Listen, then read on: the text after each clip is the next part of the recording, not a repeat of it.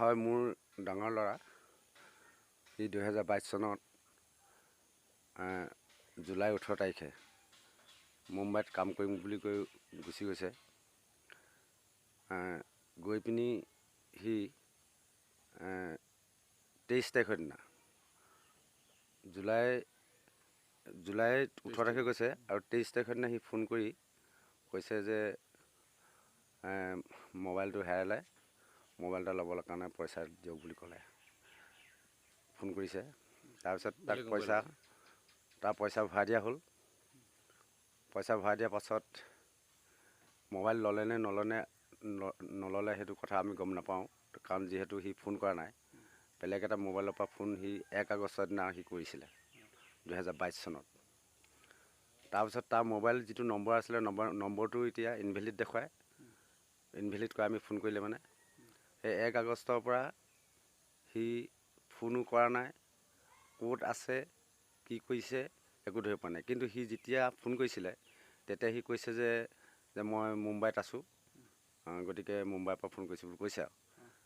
তাৰপাছত আমি বেংকৰ পৰা তাৰ ATMৰ যিটো ষ্টেট বেংকৰ পৰা আমি তাৰ সেইটো ষ্টেটমেণ্টটো উলিয়ালোঁ। তেওঁ 30 ছেপ্টেম্বৰলৈকে পইচা উলিওৱা ৰেকৰ্ডটো পালোঁ আৰু ফোন সি 1 আগষ্টতে সমাপ্ত দিলে, কিন্তু 30 আগষ্টলৈকে সি পইচা উলিয়াই আছিলে। তাৰ পাছৰ পৰা সি পইচা উলিওৱা ৰেকৰ্ডো নাই। আজি 23 চন, জুলাই মাহৰ আজি 27 তাৰিখমান হ'ল। গতিকে আজিলৈকে কোনো আমি তাক খবৰ পোৱা নাই। এই সম্পৰ্কে মই ইতিমধ্যে ধেমাজি SP অফিচতো এপ্লিকেশ্যন দিছিলোঁ। তাৰ পৰা সি চিলাপথাৰ থানাত এপ্লিকেশ্যন দিয়া হৈছিলে 22 চনৰ নৱেম্বৰ মাহত। কিন্তু তেওঁ মোবাইল যিহেতু নম্বৰ নোহোৱাৰ কাৰণে তেওঁলোকে ট্ৰেক কৰি পিনি ল'ৰাটো ক'ত আছে তেওঁলোকেও মোক সঠিক ৰিজাল্টটো দিব পৰা নাই। কিন্তু মাজে মাজে ফোন কৰি থাকে ল'ৰাটো খবৰ পাইছে নেকি বুলি চিলাপথাৰ থানাৰ পৰা। মইতো একো খবৰ পোৱা নাই বুলি তেওঁলোকক জনাইছোঁ। এতিয়া একো উপায় নাপাওঁ, পোৱা নাই। কি কৰিলে ক'ত পাম একো সংগত পোৱা নাই, আৰু কি কৰিলে ল'ৰাটোক মই সন্ধান পাম সেয়ে আপোনালোকৰ ওচৰত মই কাষ চাপিছোঁ।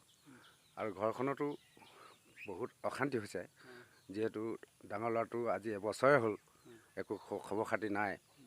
গতিকে কোনোবা সদাশয় ব্যক্তিয়ে আপোনালোকৰ জৰিয়তে মই জনাব বিচাৰোঁ, কোনোবা সদাশয় ব্যক্তিয়ে যদি ল'ৰাটোৰ সন্ধান পায় আৰু মোৰ 8761091662 নম্বৰটো মই আকৌ এবাৰ কৈ দিছোঁ, 8761091662। এই নম্বৰটোত যাতে খবৰ দিয়ে আৰু সকলোৱে শ্বেয়াৰ কৰি ল'ৰাটো যাতে সন্ধানটো উলিয়ায়, তাৰ বাবে সকলোৰে ওচৰত মই প্ৰাৰ্থনা বিচাৰোঁ।